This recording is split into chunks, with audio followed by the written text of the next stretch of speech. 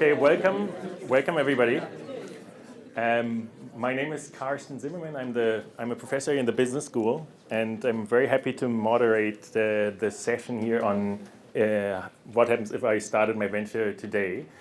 I'm very glad that the five of you came. We have like a wonderful selection of entrepreneurs, and I'm going to quickly introduce that.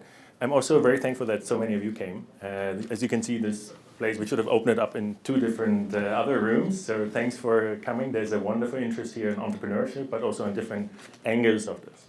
So with this, how I think we're going to structure this is I have a couple of questions for the audience that are more about their experiences, some of their challenges, some of the best parts about entrepreneurship.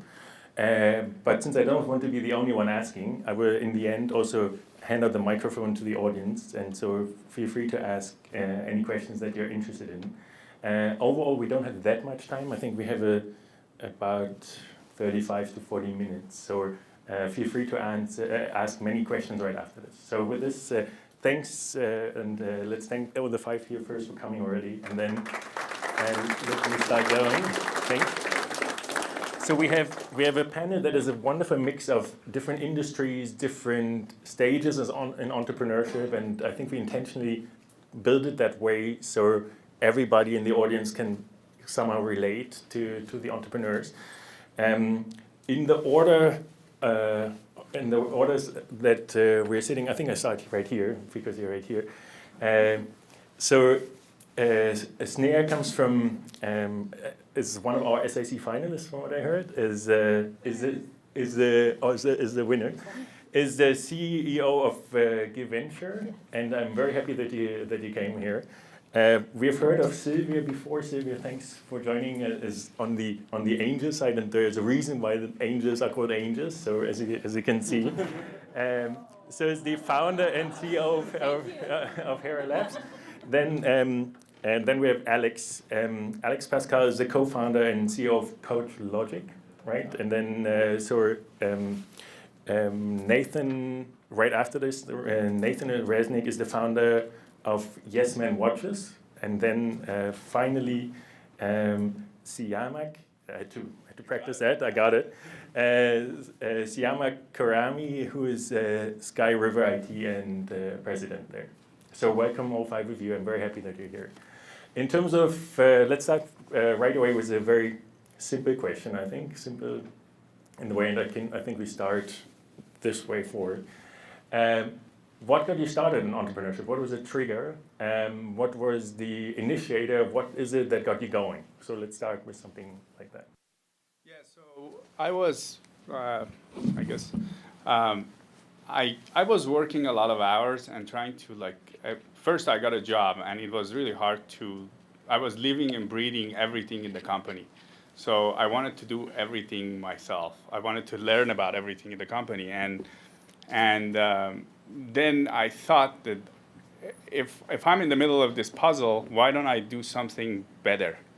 And I can build an organization based on what I've learned and do it much better. And that kind of triggered me to get into it. And I was out of my mind, one of the...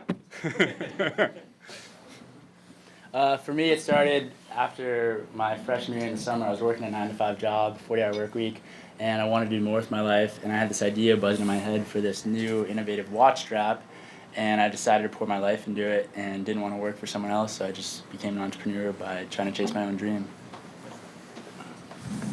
I want to learn more about your watches. I like the one you're wearing today. So for me, it was never really an option. I saw that my grandparents, my father was an entrepreneur, so I always knew I wanted to do it. I just didn't know what my factory of widgets was going to be, right? So we actually don't produce any physical widgets. We do software. So I found my way through the funnel to find a passion and to be able to work really hard with a lot of really smart people to make something happen. So it was my path, I guess. So my entrepreneurial journey, I'm still actually on it. I'm an angel investor and an entrepreneur. We can talk about that a little bit. But my dad was an entrepreneur. I think we are an entrepreneur in our family, like you. My dad always called me the silent rebel. So I think that kind of goes with it. I'd never wanted to have a boss. I butted up against that pretty hardcore. I love to work my butt off. I mean, consistently, I wake up at 4:30 every single morning to work.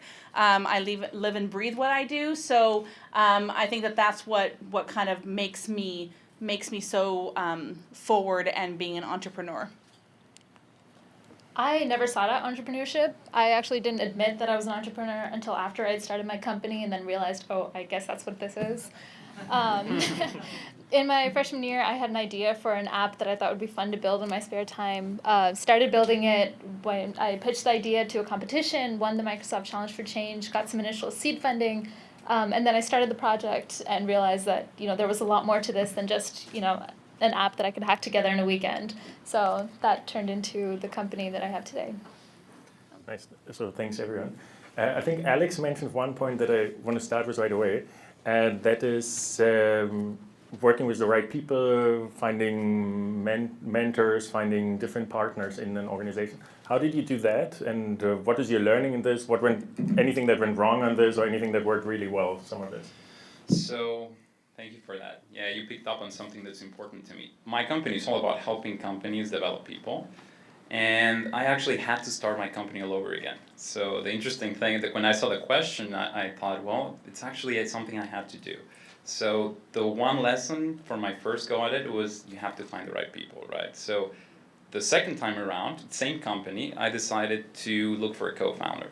And I found a sensational co-founder that allowed us to complement the skills that I have with the skills that he has, which are technical, right? So I guess the lesson is, don't go at it alone. So you have a network of angels that know a lot about the process of entrepreneurship, and you also have a lot of bright people that want to start a business. So try to find someone where you can work well together, someone that shares the same values, the same vision, and complements your skills. So I think that was a valuable lesson, a painful lesson, but it's allowed us to scale from that point of inception, from the second go at it. So it's when I thought about the theme tonight, I thought that's the one thing that I look back and I wish I'd known when I started. Leverage resources, whether it's people you work with or people in networks that can help you. And anybody else? So I'm happy you. I can chime in on that. Actually, the first one I did was a job, but I was part of the management team, so it was amazing to see a growth. The second enterprise that I started failed because I didn't listen to advice. And I was 25 years old. I wanted to start a hedge fund. I didn't have any background in raising money, no credibility, and I thought I can do it. And I had a little bit of ego. And then one thing to pay attention to is building good relationships, people that you can trust and they can trust you, and listening to them in the business community. Getting the right advice and listening to it is key. I wasn't listening for many years, and I've learned to listen a little bit more as we get older.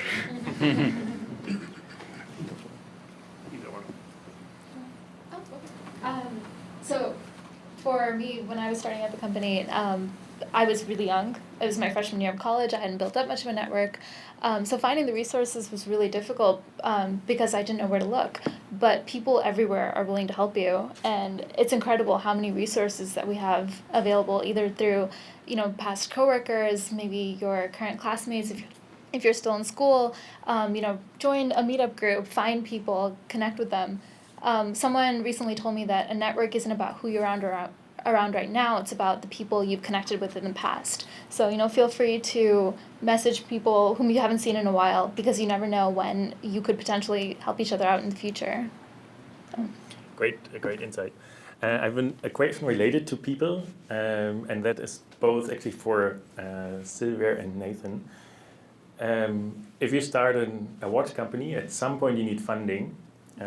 Because it's not everything you can do by yourself. So how did you go about this? What were the initial seeds? Where did you get it from? What were the best ideas you had on this? And then for Sylvia, both the same question, but also the thing from the other side. So what are your criteria? What do you do on giving this? So for Yes Man, it's very inventory heavy and inventory costs a lot. And so once we had our branding and manufacturing set, we needed to find a way to fund production. So we actually we went the crowdfunding route and launched on Kickstarter, which was basically people are able to pre-order our product before we produce them. So it gave us the money to fund production and actually test our idea and validate that concept before we spent and raised money to invest in inventory. So we went on Kickstarter in January of 2014, did 35,000. That sent us into our first production run, and we continued to invest in inventory and grow our customer base through the crowdfunding network. So to piggyback on that, I just wanted to go forwards. Some angel investors actually like crowdfunding and some don't. So I'm going to take the approach of people who use crowdfunding or angel investors that use crowdfunding for that customer validation. Okay, so it's not a matter of, let's say, getting enough money to fund that first round, which you did awesomely well. Congratulations, so that's sometimes hard. But to get that validation for that angel investor to be able to invest in you. So you, as an entrepreneur, want to de-risk that angel investor as much as they can, because that angel investor is putting all of their risk into you. So if you can de-risk by saying, hey, I've been on Kickstarter, and oh my God, we sold so many products, and I've done that, we have validation, people will buy this, more people will buy this because of Kickstarter, all of that kind of layers on top of each other. So if you're going after angel investing, see what in your industry do they want to see? Do they want to see Kickstarter? Is it a product-based business that does that? Or is it more like high tech or biotech and you need to do other rounds? You need to do other types of looks and other types of early stage investments. So let's say like the company that I'm with and I'm trying to start up is Storm, and it is a new pediatric platform, pediatric oncology platform for kids to be able to get their sequence data on that platform and then be able to share data across hospitals. So I don't fund my own research. I don't fund my own startups. That is something kind of underwritten in the angel world, is that, like, let's say I'm doing this and no angel investor that I talk to about other startups, do I talk to them about what I'm doing? That's just like an unwritten code, just FYI. But what we did is we went after the Illumina Accelerator. So we said, hey, the Illumina Accelerator up in San Francisco is what's going to give us the sequencing data that will allow us to get that data in and be able to leverage the next bit of it, SBIR grants or NIH grants or something like that. So that's the building seeds that you need to see. Say, okay, in my industry, what's that first step that I need to take? Kickstarter for products, or some kind of incubators for different other high tech or biotech. So the Illumina Accelerator is great, Evo Nexus is great, Connect Springboard is great, Founders Institute is great. There's a lot of places out there that you can get that first kind of validation, that first seed money, so that you can leverage that and go that next round, because if you don't have anything, that angel's going to take 40% of your business. So do you want that? So it's all about that leveraging of risk and leveraging of that amount of equity that you have 100 right now, right? And you don't want to give that away. How do you leverage that risk? Can I add one of the things? So you guys in the audience, I don't know, some of your students, you might not have the track record, so you might want to think about your friends and family. That's another option to showcase that the idea works, and then go the angel route and the venture route. And when you showcase, you can get a lot better valuation that the product works and you can sell and there's a market for it. So.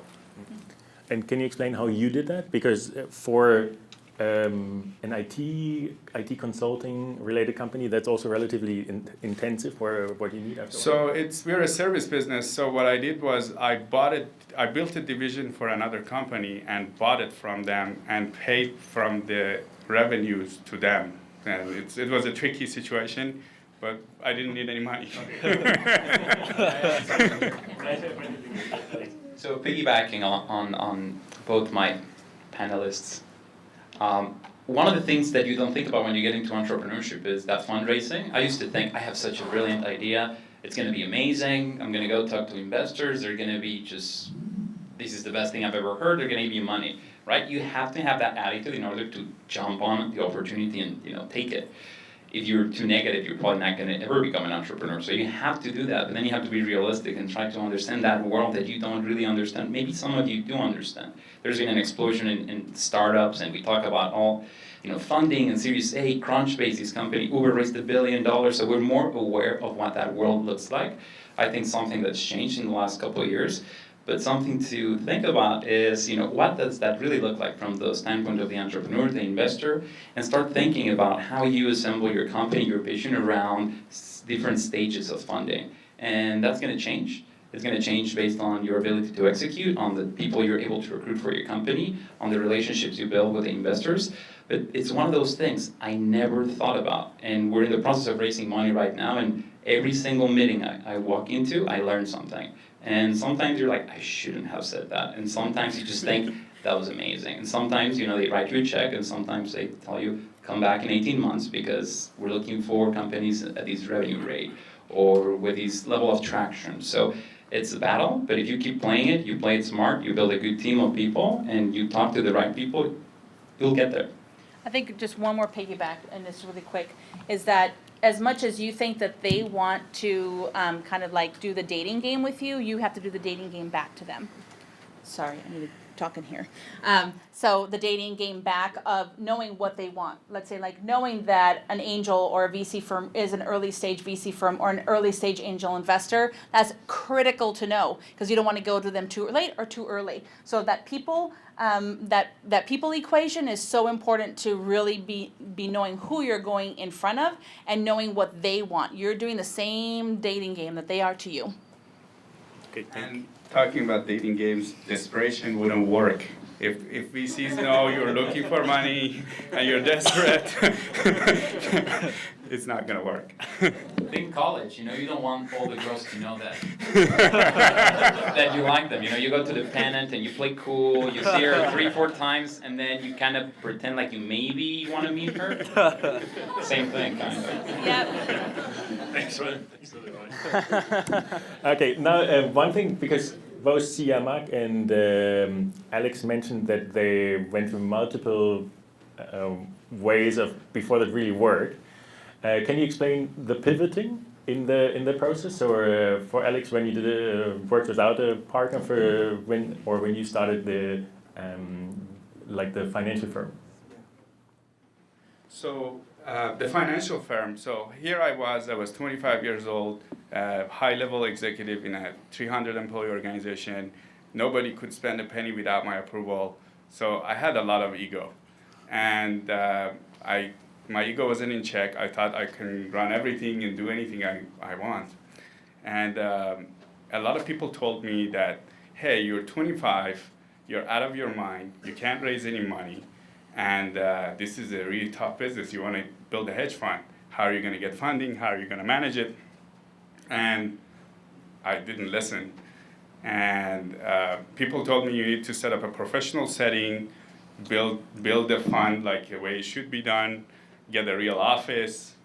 I didn't listen. I was running it out of my apartment with a friend, and things became very unprofessional. 9 months later, we were having beers, while we were working, and it was a disaster. We have beers in the office, and we think it's professional. Well, we are not that cool. Hera Hub has wine. It's a woman's co-working space, and it's professional and polite and wine and coffee all the time. It goes well together. Yes.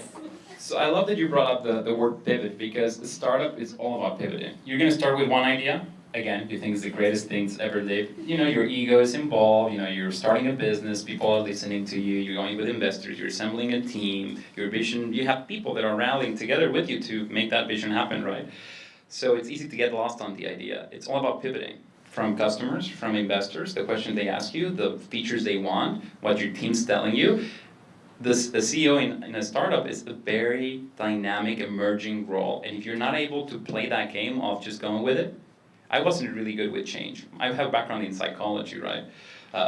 Consulting psychology, PhD, finishing my dissertation. So I was very aware of the fact that I didn't like change. And that was always something that bothered me. So I was very aware of focusing on being able to go through those pivots and change quickly to be able to be successful. And when it comes to investment, we're actually going through a pivot right now where we tweaked a little bit our business model in the conversation with investors has completely changed. So if you're able to embrace that change in those pivots, I think that's one of the foundational elements that makes a good entrepreneur.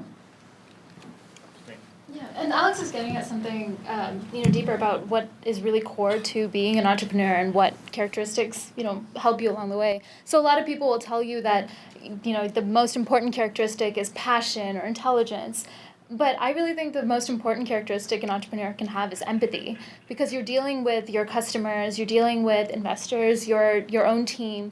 You have to look at all of these people's needs and see what the best possible decision that you can make from there is. So a lot of it is being able to take input from a lot of places, decide what's the best course of action from there, and being able to act on it. Yeah.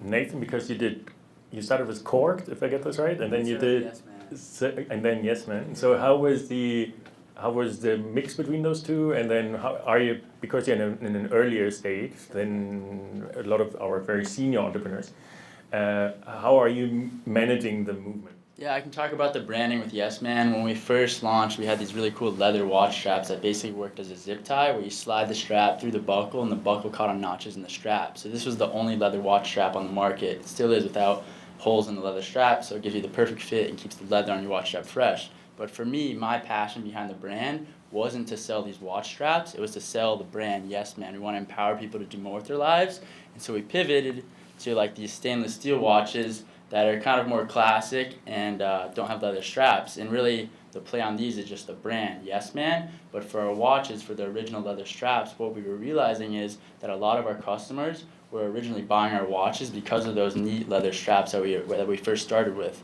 And so now that we're realizing that, and that the leather watch strap ones are selling faster than these ones, we're pivoting back to become more of a leather watch strap brand that uses our patent and eventually license it out to bigger players in the market. And eventually, every leather watch strap in the world won't have holes in it, and you just work it like a zip tie. Okay, thanks everyone. My next question is towards scaling. So like one of the things most entrepreneurs are interested in is finding a nice way to scale their products or services, and that at the most efficient rate, and that's usually also true for angels. Let's start with Sylvia. So like, is that one of your criteria? Are you looking for like whether the product or service is scalable? How do you measure this? What's your criteria for building this? Yeah, they have to be scalable, period. It can't be something that is not scalable. Now, I just was talking to somebody in the room, some angel investors invest in high tech and biotech because the scalability is like, really high up and that big hockey stick up. But there's other ones that do invest in product-based businesses. It's just a different type of thought process. So the scalability I just listened to you say licensing. That's one way of scaling. There's other ways of franchising. I know that, when I invested in HeraHub, I invested in that strategy of franchising what we have here in San Diego, 3 locations here in San Diego, to franchise across the nation and globally. Interesting, talk to me more. And Felina, the founder of HeraHub, didn't even know that I was an angel investor at that time. But we started talking, I'm like, tell me more. And then I'm like, oh, well, how much do you need? She goes, I just need this much. I'm like, there you go. Here you go. Like, done. Got it.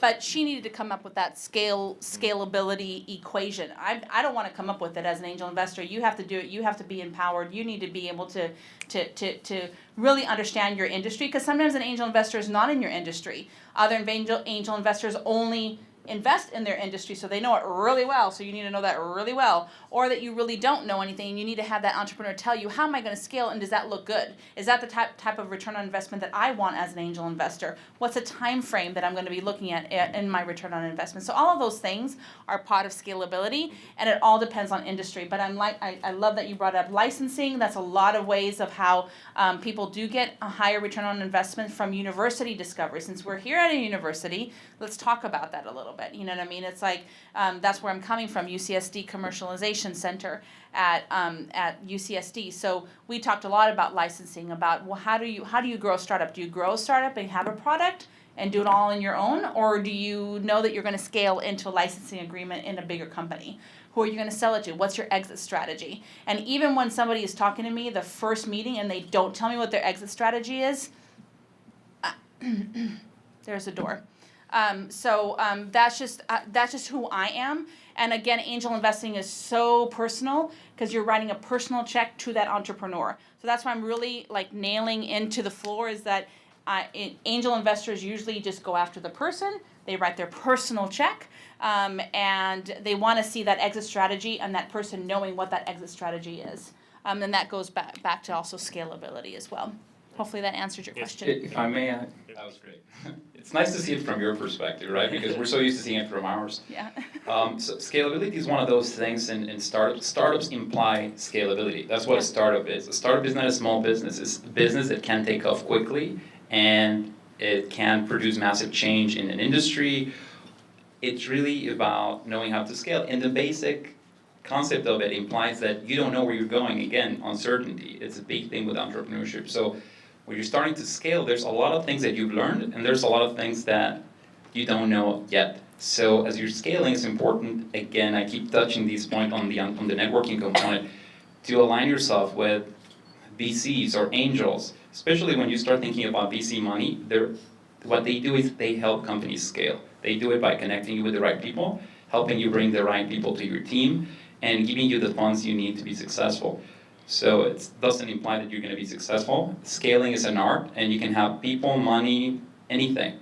But if you don't make the right pivot at the right time, you might not actually ever get to scale. And scaling looks different from point A to point B, and C to D. It's really an emerging component. It's all about execution. It's really all about execution.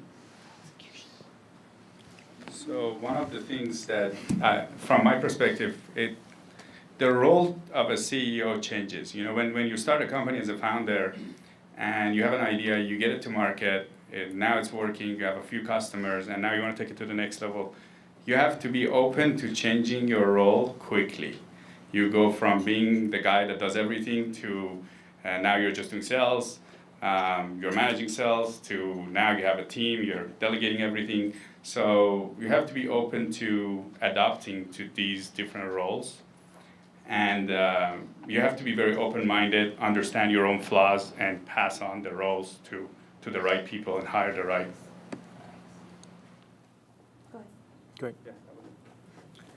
So for Nathan, and because both of you are in earlier stages, what do you want to try to really grow? What are your ideas? What do you want to build in? Let's start with Portuguese here. Sure. So one of the things that we're really trying to do at the beginning is just to make it as flexible of a platform as possible. We're building a volunteer platform, so there are a lot of different features that we're looking at and a lot of different functionality that we can give to our users. So we're trying to see, how quickly can we change this in the future so that we can, customize it to every single person's needs. And a lot of this is about having a bigger picture. In the long term, who are the people we want to be targeting?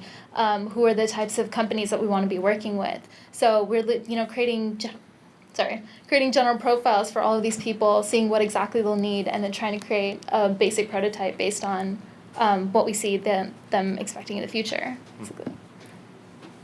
For us, it goes back to the brand, and that's something that I kind of just realized over the summer. We went through this mentorship program called the San Diego Sports Innovators, which is part of the Connect Springboard program, and those guys are all about the brand. And for me, I thought Yes Man was going to be all across the board. I mean, last summer we started selling sunglasses, we do watches, and if you look at brands like Nixon, they're known for their watches, Matisse, they're known for their wetsuits, Ralph Lauren, they're known for their polos. What do we want Yes Man to be known for? And that's when I really realized, the leather watch straps that we're doing is really our specialty, so why not get back to that and hone in on that and try to scale based off that model, and then move on to licensing once we have that set, and license off to bigger companies like Nixon right up north, or other brands out there. So thanks for all five of you. Thanks for the very insightful comments so far. I think we open it up now. We have another 10 minutes or so for questions from the audience. I will try to reach the mic around. If that doesn't work, I will repeat the question. But we're gonna simply go through so maybe short. If you have a question, like your name and then who you want to address, and then we take it from there. Let's start right here in front. So my name is Greg Ferris. I'm a junior right now at USD.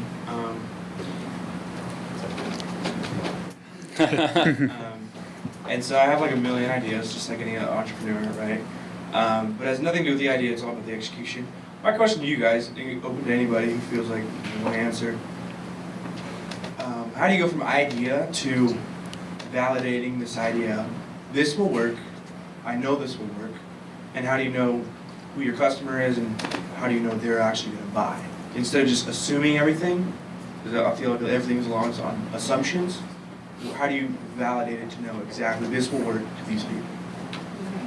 Yeah, I'd love to. She's like, so I'm jumping on this question because I made a lot of mistakes in that regard when we were first starting out.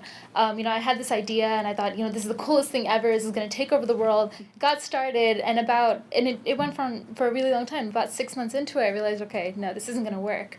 And we discovered that just by going and talking to people. If you want to know that your idea is going to work, ask people. They will tell you. So, go find out if they have that need for whatever you're building.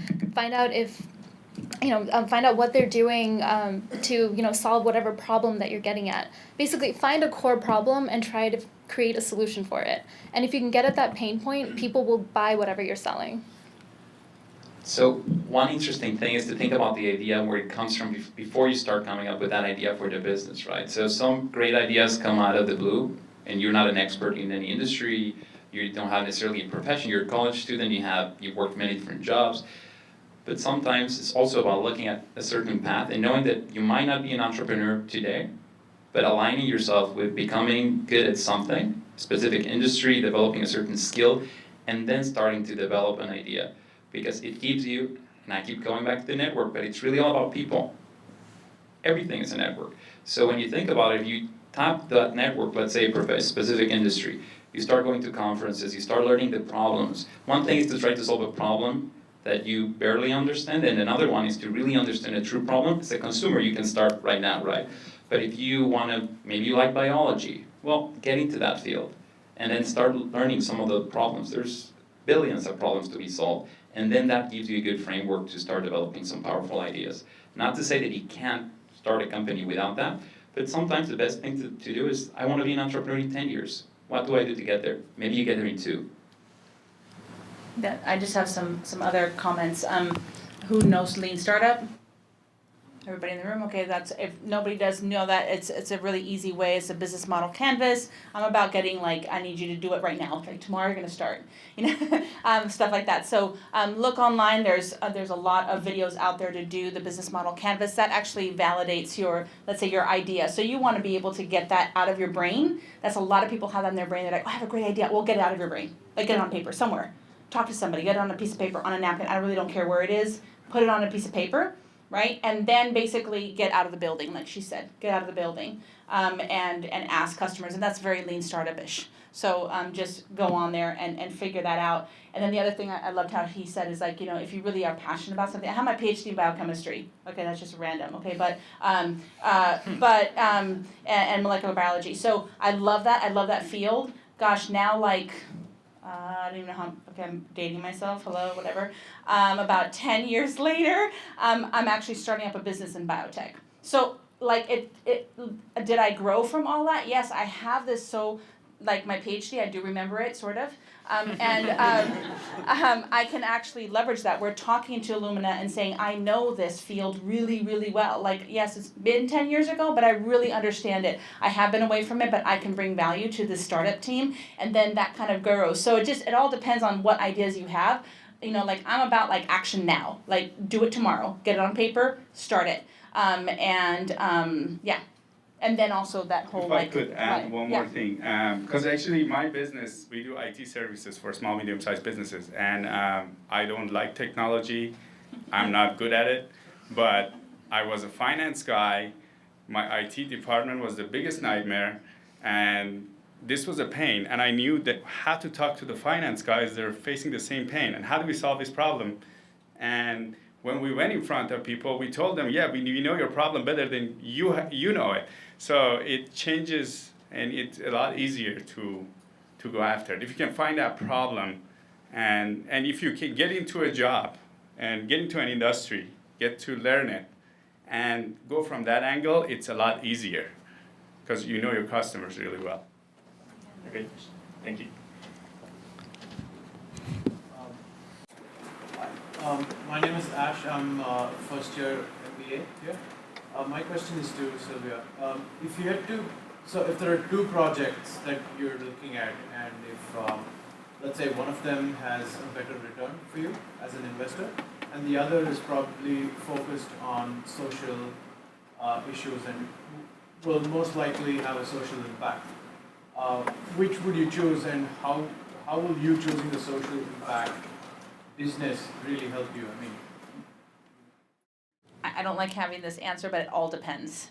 I'm sorry for that kind of weak answer, but it really does depend. Again, angel investing is very personal.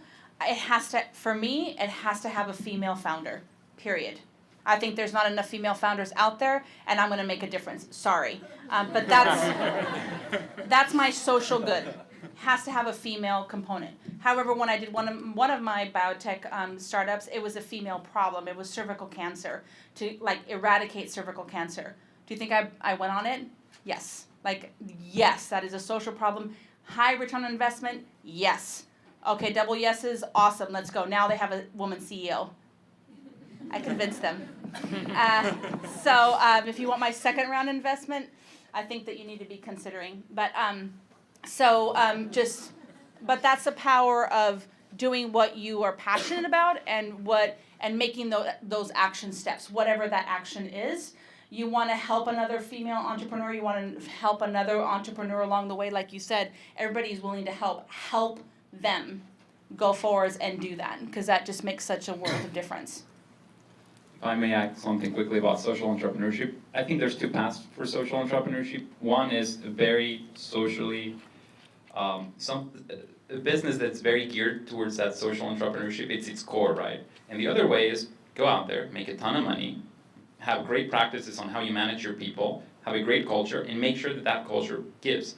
So there's many, many ways to be a social entrepreneur, and it's about the culture you create and the impact you want to have it. It's so cliche, everyone's talking about that, and everyone's doing these programs and the volunteers. We've donated 1,000 million hours, but it's really bringing it back and taking it to how do you treat your people, your customers, everything. It's about making it real, and then that leads to actually having a strong impact and having the ideas on how you can contribute beyond just the volunteering, which is amazing, but there's many different ways, and I think that's an exciting thing to do, to really think about social entrepreneurship from an entrepreneurship perspective, out of the box. What does it look like?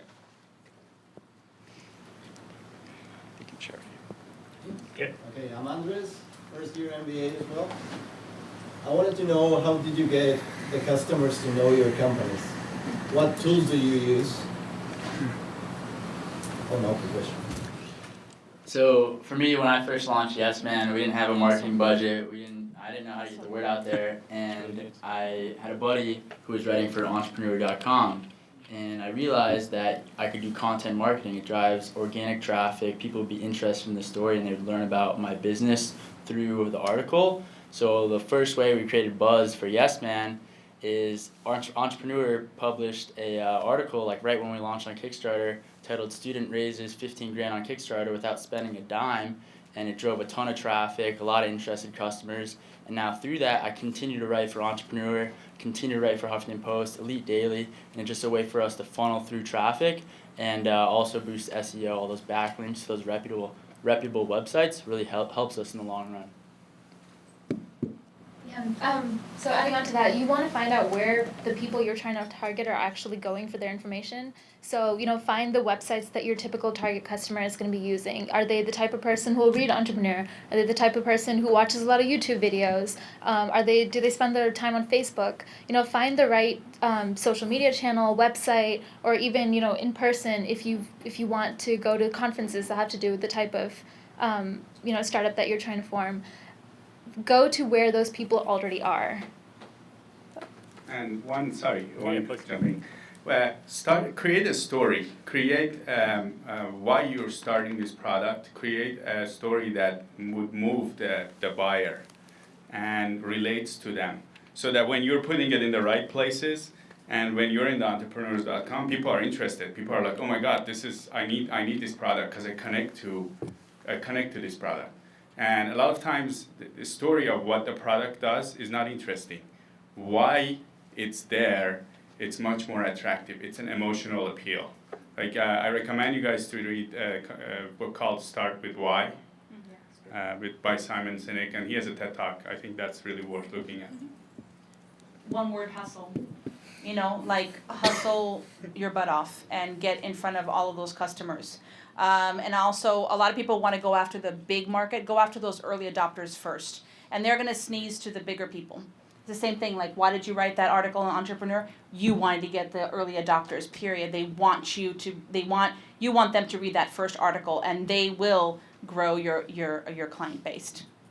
To your point, it's about crossing the chasm, right? You have the early adopters. How do you get to that fatty side of the curve? When you think about adoption as a curve, you're going to start here. Some people are going to love it, and that's what they do. They love early stage products. But you really want to get here to the center of the graph, right? So that you can get that mass adoption. Well, that's kind of like where the hustle comes into play. Other book is Purple Cow. I think we have time for one final question. So let's this time take it from this side. Hi, my name is Mark. I'm a sophomore, and I have a question regarding starting a business in daycare. My wife is going to school to get a license on this, and my question is, do you think that daycare is good business to get in? Any addressing? Yeah. Like- For me? Are you asking about investment in a daycare or starting a daycare? Starting a daycare. I mean, in general, is that daycare a good business to get in? It all, my same thing. What am I gonna say? It all depends. He's looking for money. No, I know. He's just kidding. We're already bonded here, you know. He's gonna finish my sentences now. I'm So making her laugh because maybe I want her to give me money. I don't know. Talk to me later. It all depends on the passion that your wife, or is it your wife? Your wife has. If she loves kids and she's really good at it, and she's gonna pour her heart and soul into it, and everything falls into place, then yes. If she hates kids and she didn't, then don't do it. Like it's so that's what I would say is more of that. Of course, you want to mix passion and love with market. So if there's like 1,000 zillion, daycares in a small area like UTC, you're not going to put it in UTC. You have to look at the market, marry the market with your passion. Like, you're passionate about this, yes, check. People are going to buy this because everybody's having babies. I have 3. It's like, like I needed daycare a long time ago. But then what is a market? So don't, be smart about that and put those two together. So I can't answer like that's a great business. It's more of like you have to kind of think about all of those factors. Does that make sense? Okay, I'm cool. gonna add one more thing. Don't raise money for that business because it's a service business. You're gonna get diluted really quickly, and you want to find out how first work if she can work for another company and see how they do it, and copy it and do it a little bit better. But don't raise money for the service business. You get diluted. Our idea is to minimize the investment. So we already need a lot of funds for that. Okay. Good job. So, thanks. So, unfortunately, we're running out of time. I saw some more hands here. So, we have. Can I add something? Yes, please. So after this session, we have a small break, and then you actually get time to meet one-on-one with each of the panelists. So take a small break, and then these rooms, you're going to have this space to do conversations and to do some networking. And then we're going to meet in the theater for closing remarks. All right. So, thanks for everybody. Thanks for the 5 entrepreneurs for sharing your insights. Thanks for coming.